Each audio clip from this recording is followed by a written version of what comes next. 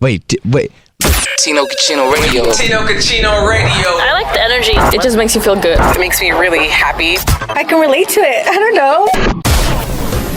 New day, new show. What's up, man? Yes, Glad sir. to be here. Listen, Serina in the building, Nicasio in the building, Yes, myself, Tino, feeling good, man. No complaints, dude. Life is great, and I'm glad to be here. I'm ready to help you out with whatever you got going on in your life because it's not about us, it's about you.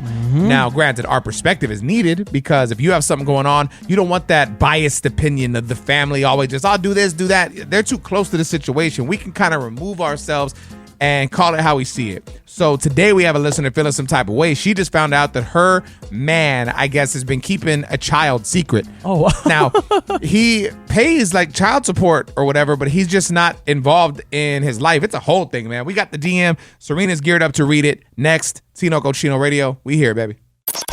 Ladies, I want you to think about this for a second. Let's say you're dating this dude and you find out that he has a kid he hasn't told you about. Now, he is being responsible, I guess, and he's financially,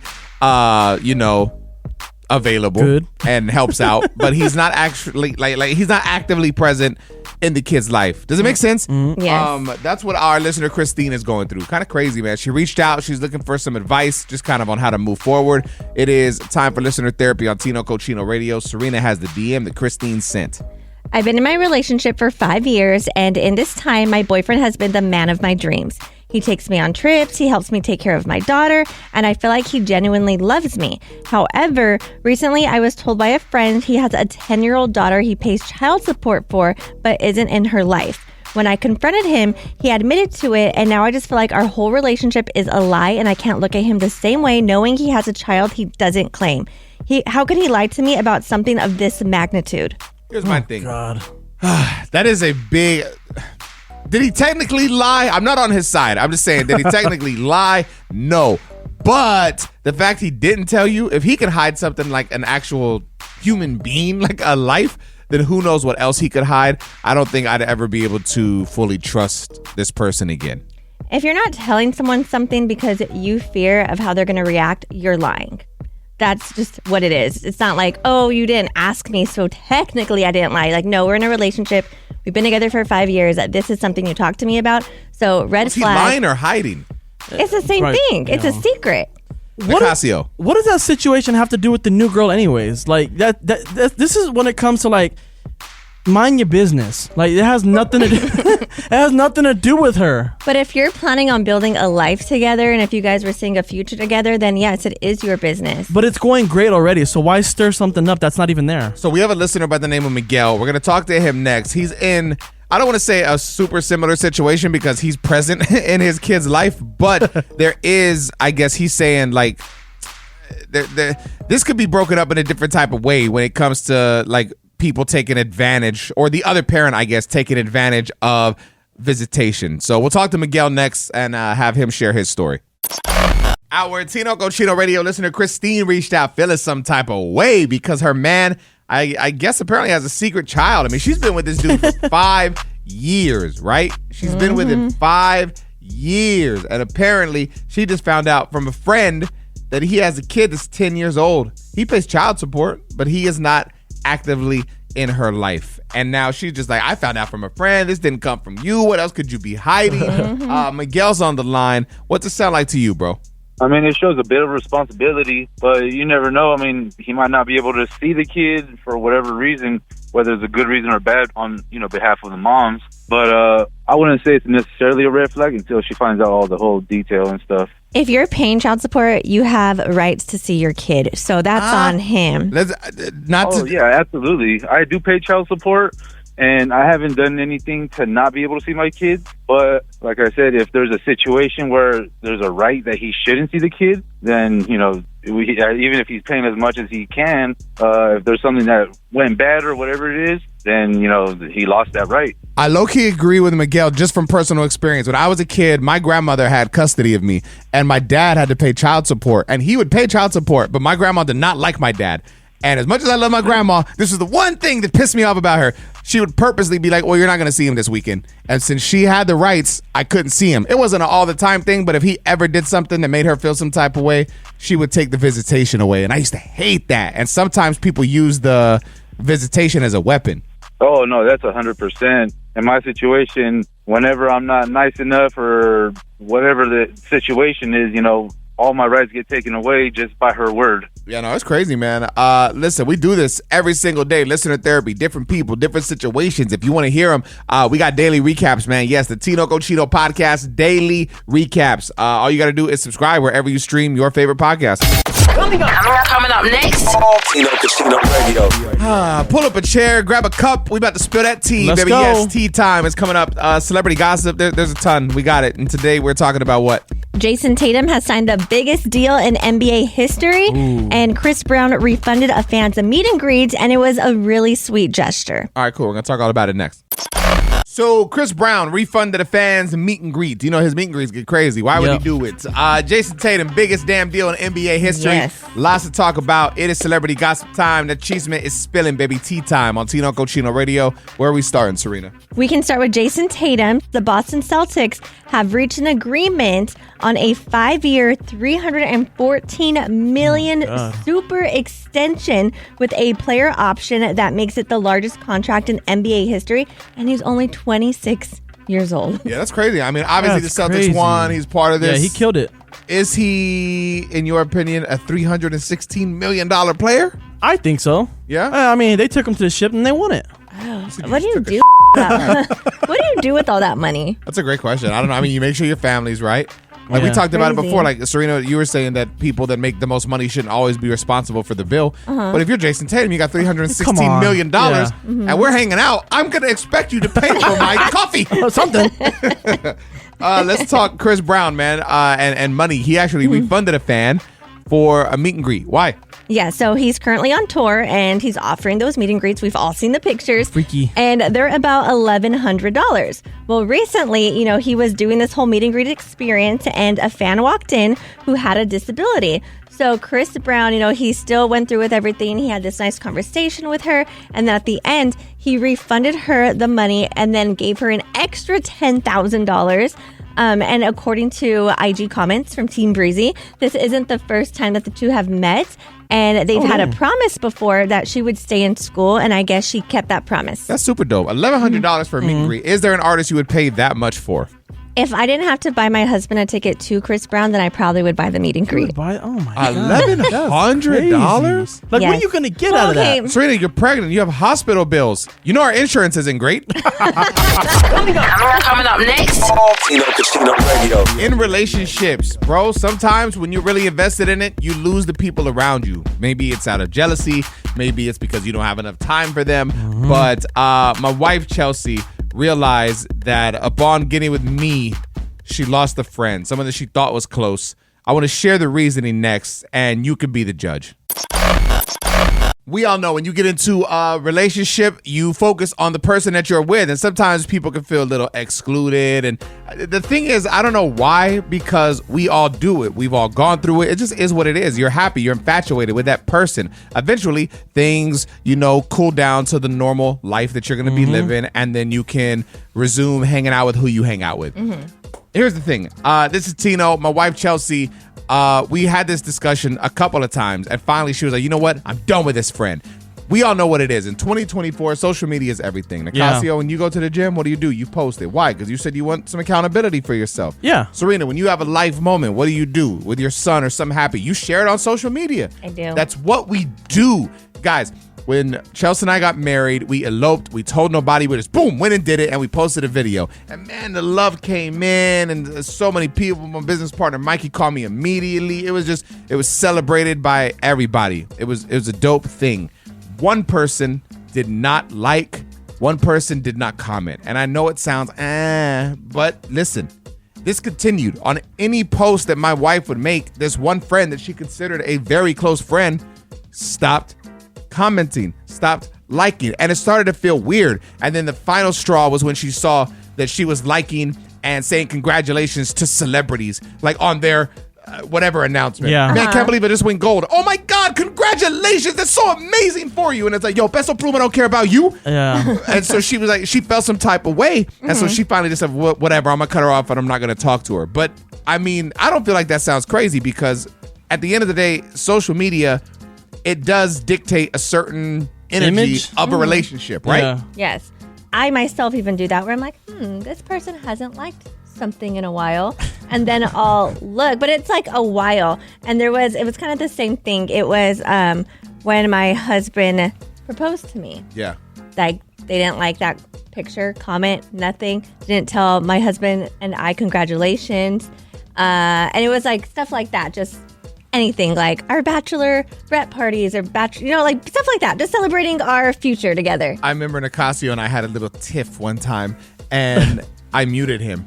And then once we were good, he told me, I saw you weren't looking at my stories. Because, dude, social media people care. We pay attention to these things. Everyday people, like, Yes, every day. It's like, I feel like you just gotta have a conversation. You can't like meet up with them, like, yo, call them, like, yo, what's good? Like, can we go out to lunch? Like, we gotta talk real quick. But why should she? Well, I mean, actually, come to think about it, she did reach out to her. She's like, yo, I've noticed you haven't been liking my stuff, and I just want to see what's up. And then the friend tried to downplay it and was like, oh, that's just social media. I don't know why you're acting like that. It's just social. And it's like, no. You know what it is. It's not just social. What if this is all just a big misunderstanding? Yes, so maybe you should have lunch and just discuss it. Nah. Oh my god. Coming up next. Tino Casino Radio. A star on the Hollywood Walk of Fame. Every time I'm just out walking around and I look down and I see them, I'm like, wow, this is crazy. This person, and I don't know what it is, but it's just. What are the requirements? Well, you got to pay for it. It's a whole thing. There is. But Nicasio feels like they're just giving them to everyone. And one person that I don't know if he just got it or he's about to get it, but Nicasio thinks he doesn't deserve it. And I think Nicasio is full of shit. We're going to talk about it next on Tino Cochino Radio. We'll see what you think. The Hollywood Walk of Fame, man. You see them stars, baby. It's just, I don't know, something about it, man. You know you made it. Nicasio, our Tino Cochino Radio co-host, feels that they're just giving them to any and everybody now. I guess Bill Nye, the science guy, either just got one or he's about to get one. He's about to. And you're bothered by this. Why? I just feel like that whole strip has gotten like watered down when it comes to adding like stars. Like, who's next? Blippy? Inspector Gadget? Like, Bill what are we doing? Nye, the science guy, depending on your age, was part of our childhood. And on top of that, even to this day, he's still making science cool and sharing, like, his TikTok's popping and he's giving you facts and education. And a lot of people are just getting famous for doing nothing. So I feel like it should, I don't know, fall in that category? He should be honored that he's using, his platform for something positive to help, kids. Like you said, Tino, there's people who are getting famous just to get famous because who knows? I feel like Sexy Red's going to have a star one day. She's got records, hit records. Okay, if not Bill Nye, then who from your childhood should have a star? And what are the requirements, in your opinion? What's the guy from PBS? They made a movie about him. Mr. Rogers, he falls in the exact same category as Bill Nye. I'll tell you people that shouldn't have him, people that don't exist. Alvin and the Chipmunks, Big Bird, like Donald Duck. I'm looking at this list. They're not even real. I disagree. Big Bird should definitely have. Serena, you dress like Big Bird. That's why You look like Big Bird. Trigger. Tino Radio. Pregnancy. It's a beautiful thing. It's life, baby. It's how we continue to grow this thing. But I feel like it's almost like social media in a sense, at least the way Serena's describing it to me. Like, people always talk about the good, the wow, the the but they don't talk about the loneliness that comes with it. Yes. So, like, I have my husband, I have my family, so I'm not lonely in that sense. But when it comes to friends, I'm like, dang, where are you guys at? Because I don't get invited anywhere anymore. And, like, yes, I can't go to brunch and, like, drink and stuff, but I could be the DD. I could go out to eat. Like, we can go, I don't know, have movie nights or something. I'm just looking for girl time, and I don't have that right now. Did this happen the first pregnancy? This pregnancy, I do feel like I've been more emotional and more down. Like, I have more down days than I remember from my first one. So basically, you become pregnant and your friends disappear. Yes. Well, look what you're saying. You're emotional. You're down. You don't drink. I wouldn't want to invite you either. So what, in your mind, like, what would make sense? Would you rather just your friends reach out more? Do you think this is something you could hit them up? Like, hey, you haven't hit me in a while. Let's go do this. Or like, how should it like move forward from here? I think it's on my friends because I feel like I have texts like, hey, what are you doing? And it's like, oh, we're out here at the cabin having a good time, or we're doing this. And like, usually I'll get, when you're not pregnant, we'll have to do this. I'm like, oh, damn. But It's like there's been conversations behind the scenes to cut you off. Still be fun. Like Your family's not good enough? I want girl time. I know, but I just I don't know. I could never rely on anybody. There's no way. I work with 4 men. My husband's a man. I have a son. My dogs are boys. I just need some girls. Nicasio acts like a girl all the time. Look, dude, I want to talk to Brianna. That's a girl. She's on the line. Go rely on her. Maybe she'll want me. Maybe you can become friends. We'll get her opinion on this next. So we're talking the lonely stage of being pregnant. That's what our Tino Cochino Radio co-host Serina's kind of going through right now, basically, right? Yes. I just need more friends, more girl time. I want to get out the house and just, do the things that I was doing with my friends before I was pregnant. I feel like you don't hear a lot of women talk about feeling lonely, like from their friends. Maybe I understand in a relationship because you're there and your partner's working and you're, cooking up the baby. But when it comes to friends, you don't hear about that. So it's really interesting. Brianna, I mean, have you ever, experienced something similar? Oh, yeah, for sure. You still want to go out and do things, but yet you feel like you're boring, like you can't do anything. I didn't mind. I had a DD for 10 months. Oh, where'd he come from? We're asking her. You're still excited about it, you see? Well, she was being a little boring. She's nervous, so I had to jump in and Yeah, no, I mean, that's the thing. And I mean, that was why we wanted to talk about it. Because like Serena said, she feels like there's more moms that go through it. But if no one talks about it, then it just still becomes this thing and people start to feel alone. You know what I mean? Yeah, for sure. Or everybody's talking about how you could be a good partner. But I'm like, are you being a good friend to your pregnant friends? I guess I could be better. Right now, you're not being a good pregnant friend for Serena. She's not. She feels alone still, and you're here. This is what she's experiencing. Somewhere. Tino Cochino Radio. Hello, Tino Cochino Radio. It's time for Are You Smarter Than Nicasio? What was your name again? Hi, my name is B. Okay, we're going to play this game. Nicasio will hit you with a question, some multiple choice answers. I'm wishing you luck. Thank you. How many kids does Nick Cannon have? Is it A, 5, B, 22, or C, 12? 12. It is 12, yes. Yeah! Nick Cannon, populating the world, baby. We're going to get you hooked up. Just hang on 1 second, okay? All right. Coming up next. Tino Cochino Radio. If you're feeling lonely in your marriage, apparently there's something you could try, I guess, to, liven it up a bit. Saw this on Instagram. We're going to share it with you next, and we'll talk about it. If you're feeling lonely in your marriage, apparently there's something you could try to, liven it up a bit. Serena found this on Instagram. It's Tino Cochino Radio. Break it down. Yes, I thought this was so good. It's from this woman at Hey Julia Woods, but she starts off with saying, we are lonely when we start telling ourselves what we want or need isn't available. So are we really, is our partner really not doing enough, or is it our own kind of intrusive thoughts? So she said to sit with that and then figure out what is it that you want. Is it your connection with your partner? Do you want to talk more? Because if it's a hug, is it you want to kiss?